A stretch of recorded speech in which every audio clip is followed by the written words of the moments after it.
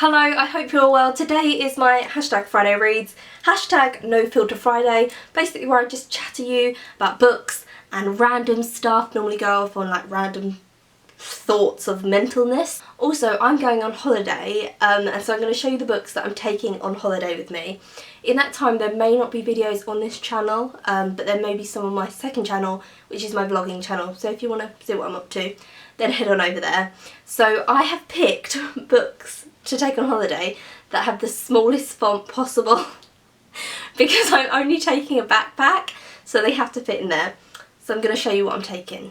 First up, I'm going to read The Amityville Horror by Jay Anson. Very classic horror book, the tiniest font like literally imaginable. I've just finished the preface, which is done by a reverend.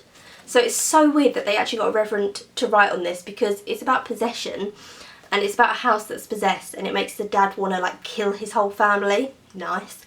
But normally Christian people and like especially reverends and priests hate any kind of book like this because they think it's exploitation of Christianity. So I'm interested because he got a reverend to write on it.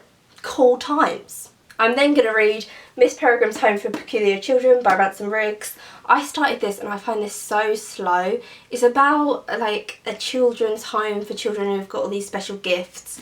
Tim Burton's just made a film on it that's coming out. It has pictures in it, but so far it's like a granddad talking about the home to his grandson and just telling him like what it's like. The film seems really interesting. That's why I decided to pick this back up because the trailer seemed really cool. But yeah, it's like New York Times bestseller, which, can we just talk about that for like 1 second? New York Times bestseller isn't really an achievement if you're already a celebrity. I'm ranting, sorry. But a lot of YouTubers have started saying, oh, I'm New York Times bestseller. And it's like, oh no, boo. You are a celebrity who brought out a book. So by default, you are a bestseller. Because people are going to buy your book. They're not buying it for the literature. They're not buying it for good, wholesome reading. They're buying it because they like you as a celebrity. So can just all YouTubers stop, even if you were New York Times bestseller, stop saying that you are because you're not. You're just a celebrity author. Your celebrity sold your book, not your actual writing. Your writing sold nothing, okay? Another little rant.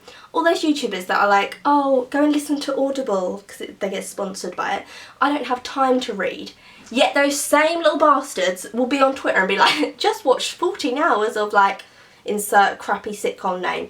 Just spent, you know, how many hours on Netflix? You don't have time to read? You don't have, there's no time to read. Think about your life choices. Just think about them. I like proper went there. I don't even know, I think it was just this little sticker that like sent me off on this rant. Woo, that got real. I even knocked over an elephant. Oh my god, I'm so sorry. I'm then taking The Day of the Locust by Nathaniel West. This reminds me a lot of Gatsby because Jay Gatsby out of The Great Gatsby is supposed to be he was born poor and he gets money and it's how he can't really cope with that as well and all this different stuff. Whereas this seems very similar. It's about a boy who he gets put into the celebrity world. He's a talented artist. He, you know, finds out about celebrity, like the cult of celebrity, and he doesn't know how to deal with it and it's all a bit much. And then there's this woman who's an aspiring actress but she's also a part-time prostitute and he becomes obsessed with her, but he's not a real celebrity so she's not really that interested in him. He also isn't rich because he's up and coming, so he hasn't got the celebrity status or wealth that she wants to be around, and then he just like snaps and it's going to be mental. Then taking Star Trek. This is adapted by James Blish.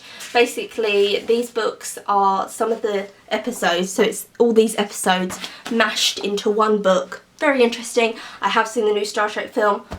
I cried. It was so beautiful. I love Star Trek so much, but I really loved the film. There was a bit in it where Spock opened this like thing and it had a picture of the original cast from the original Star Trek TV sitcom and it was just like paying homage to them. I also love how, sorry, I could talk all day about Star Trek, I'll stop in a minute. I like how all the old characters from the sitcom exist in the same world as the new Star Trek films, so it's not a complete revamp, it's a continuation. Loved it. And obviously Leonard Nimoy has died in real life and in the film his character dies, and oh, I just love Star Trek so much. I think the films are fantastic. I think they really like have the same heart as the TV series. But anyway, I'm going to read this. I'm then taking book, Anne Cassidy basically writes teen books, but they're all like psychological thrillers, but they're really serious. They're about like exploitation, prostitution, sexual abuse, like really kind of out there stuff. This is called Looking for JJ.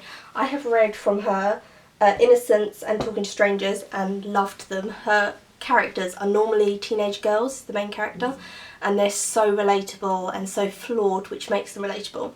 This is basically about 6 years ago, 3 kids walked to the edge of town, only 2 of them came back.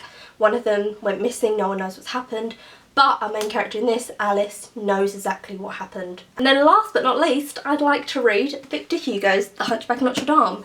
Really love the whole story of The Hunchback of Notre Dame, like the original. I know that it ends very differently from like film versions of it.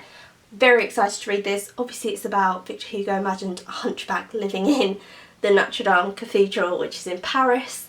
I love the Notre Dame in Paris. Very, very excited. This is the Penguin Popular Classics, and the writing is like, whoa girl, get your squint on. And that's it. That's the end of my Friday reads / holiday reads. Tell me if you've read any of these books and if you liked them or not. Also, let's just talk about the Star Trek new film. Just down in the comments if you've seen it. Oh, feel free to subscribe if you want to see. Let's waste them all. Also, one more Star Trek thing, then I promise I won't talk about it again. Oh my god, Rihanna's song for the soundtrack, so freaking good. I loved it. I watched the music video for it as well though. It goes so well with the film. Oh, perfect choice. Okay, I'll stop now, I'll stop. I'm like everyone in my life, I feel like I'm kind of trolling with Star Trek. I'm like, have you seen it? They're like, no. I'm like, oh, I'll tell you what it's about. They're like, oh, no thanks, it's okay. I'm like, oh, no, I will. Like, I cannot be tamed when it comes to Star Trek. Sorry.